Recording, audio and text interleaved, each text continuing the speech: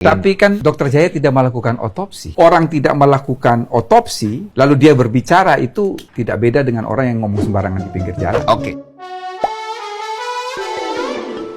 Hola netizen yang tercinta, Dr. Jaja Suryaatmaja sempat membuat statement soal kadar cyanida 0,02 dalam tubuh Mirna Salihin. Ia menegaskan bahwa dengan kadar tersebut, seseorang tidak seharusnya sampai meninggal dunia. Menariknya, Prof. Edi, Wamenkumham baru-baru ini menanggapi hal tersebut. Ia dengan tegas membantah dan menyebut statement Dr. Jaja telah menyesatkan masyarakat. Ia mengungkapkan bahwa fakta yang terjadi adalah kandungan racun pada tubuh Mirna termasuk jenis natrium cyanida. Lebih lanjut, Prof. Edi menyatakan bahwa saat persidangan, dokter lainnya juga telah mengungkap bahwa kadar natrium cyanida di tubuh Mirna Salihin sudah bisa jadi alasan kuat Mirna meninggal dalam hitungan menit saja. Nah, gimana nih menurut netizen yang maha benar? Silahkan berkomentar ya. Apakah kita akan diam aja melihat seseorang dituduh membunuh hanya karena perkara goodie bag? Dan yang ngomong ini bukan orang sembarangan loh, Wakil Menteri Hukum dan HAM, Profesor. Tapi teorinya hanya berdasarkan pembelian goodie bag yang sangat mudah sekali terbantahkan. Karena orang normal pun akan melakukan hal yang serupa tanpa perlu ada intensi membunuh. Aku pun kalau beli goodie bag dan aku ada intensi mau bagi-bagi itu ke teman-teman aku, ya aku minta request kalian aja lebih dari satu supaya enak ngasihnya, nggak telanjang ngasih bingkisannya. Itu normal dan wajar. Apalagi untuk brand yang premium gitu ya. Ya wajar kita punya demanding minta goodie bag lebih dari satu. Tuduhannya sangat aneh untuk sekelas profesor dan wakil menteri hukum dan HAM. Dan fitnah baru lain yang disampaikan kepada Jessica adalah Jessica dianggap memotret lokasi kejadian karena datang 3 hari sebelum kejadian. Apa buktinya? Karena fakta ini tidak pernah sampai di pengadilan yang sidangnya sampai puluhan kali loh. Bukan cuma sekali 2 kali sidang. Tidak pernah ada satu pernyataan resmi, bukti resmi pun yang menunjukkan Jessica datang 3 hari sebelumnya ke Cafe Olivier. Bahkan pada hari H tersebut pun dia diantar oleh ayahnya. Sekelas wakil menteri hukum dan HAM, bagaimana dia mengucapkan sesuatu tidak berdasarkan fakta konkret atau dia bahkan tidak menunjukkannya. Dia hanya bernyanyi, hanya mengucapkan sesuatu yang menguatkan dia tanpa bukti. Ini udah masuk kategori fitnah kalau dia tidak mampu menunjukkan bukti bahwa Jessica 3 hari sebelumnya datang ke Cafe Olivier. Dan fitnah ini sangat kejam dan fitnah ini baru karena baru muncul di Netflix dan baru muncul di pemberitaan akhir-akhir ini. Dan ini semua sumbernya satu orang, yaitu Prof. Edi, wakil menteri hukum dan HAM. Dan kita sebagai masyarakat sipil apakah akan diam saja ada seseorang dituduh membunuh 20 tahun atas dasar sesuatu yang sifatnya asumtif dan juga tanpa bukti? Aneh. Kita masih tinggal di Indonesia kan? Ini bukan negara lain kan? Jadi kalau ada seseorang difitnah secara brutal, korbannya bukan hanya Jessica tapi kita semua. Kita semua bisa menjadi korban berikutnya di sistem peradilan kita sendiri.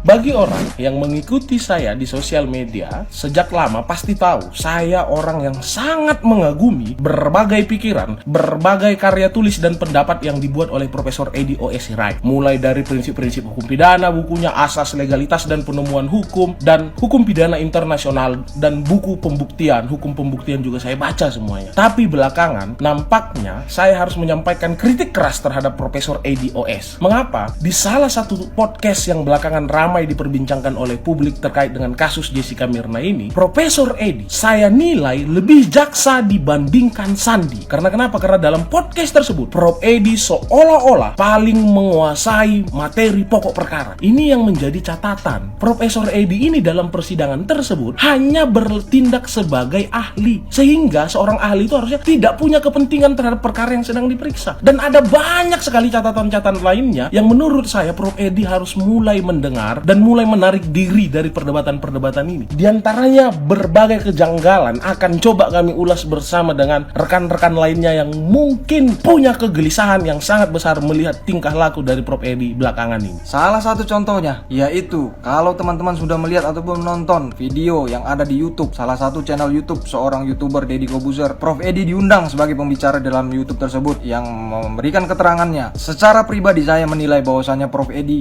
dalam memberikan keterangannya lebih dari seorang hakim yang memeriksa, mengadili dan memutus perkara Jessica. Kenapa demikian? Karena saya menilai Prof. Edi dalam memberikan keterangannya ataupun memberikan pendapat-pendapatnya di dalam video YouTube tersebut sudah masuk ke dalam pokok materi yang telah berkekuatan hukum tetap. Kita tahu bahwasannya seorang ahli jika dihadirkan di dalam meja persidangan ataupun dalam persidangan, ahli hanya sebatas memberikan keterangan ataupun pendapat sesuai dengan apa yang diahlikannya, tidak menyinggung terkait dengan materi dalam persidangan tersebut. Satu hal yang harus diingat adalah Prof. Edi sekarang ini adalah Wakil Menteri Hukum dan HAM. Setidaknya dia berbicara pada saat ini, baik pada saat dimanapun itu, dia adalah sebagai pejabat publik. Tentunya harus ada batasan untuk berbicara. Apalagi kalau misalkan terkait dengan perkara yang dibicarakan atau dikomentarinya itu adalah perkara yang sudah ingkrah atau berkekuatan hukum tetap. Hal ini sangat aneh dirasa. Seharusnya Prof. Edi ini tidak terlalu intervensi dalam perkara Jessica. Ya, hal ini yang sangat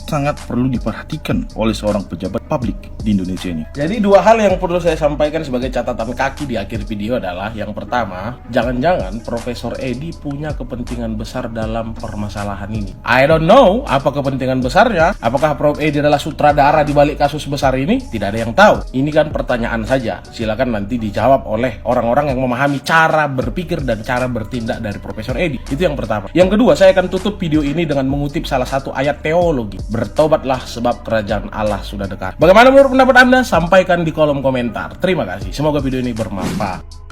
Kalau komentar ini jujur gue gak sepakat karena Prof Ed tuh pinter banget. Lo mungkin gak muridnya ya.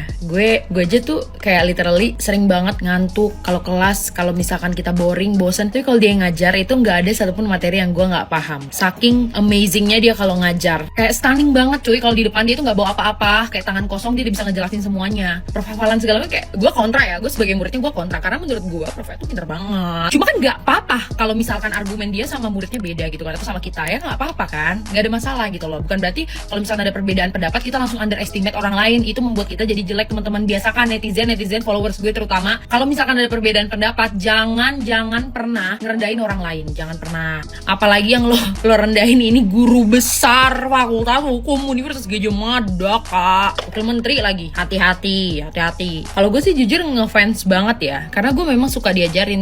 Oke, lo coba masuk Fakultas Hukum UGM jadi mahasiswa di sana, terus lo diajarin Prof Ed, lo pasti kayak anjir, ini orang amazing. Oh iya, mungkin saja Profesor Edi itu adalah orang yang pintar. Karena untuk seorang profesor umurnya masih sangat muda dia. Dia dalam usia yang muda sudah bisa menjadi profesor. Bisa jadi dia memang pintar. Dan kalau dia ngomong memang sangat menarik. Tetapi apakah isinya benar? Ya, makanya seorang akademisi, seorang intelektual itu selain pintar dia perlu punya integritas. Yaitu dia menyampaikan pendapatnya secara jujur dengan motif yang benar dan tidak ada motif lain. Kenapa saya ingin menyatakan ini? Karena Prof Edi sendiri pernah bilang bahwa sebagai ahli dia itu seringkali harus memikirkan siapa yang reservasi duluan yang meminta dia sebagai ahli. Kalau yang meminta dia jaksa, dia bisa memberikan teori yang membenarkan jaksa. Kalau yang meminta dia adalah lawyer, dia bisa memberikan teori yang membenarkan lawyer. Apakah itu integritas? Bagi saya bukan. Integritas adalah orang memegang prinsip-prinsip yang benar sekalipun dimanapun dia berada atau berada pada pihak manapun. Karena seorang intelektual seharusnya memberikan pencerahan, bukan menjadikan dirinya sebagai agen pembodohan. Terima kasih. Ya jelas begitu yakinlah orang satu ini, karena mulutnya sudah disumpal pakai uang kok.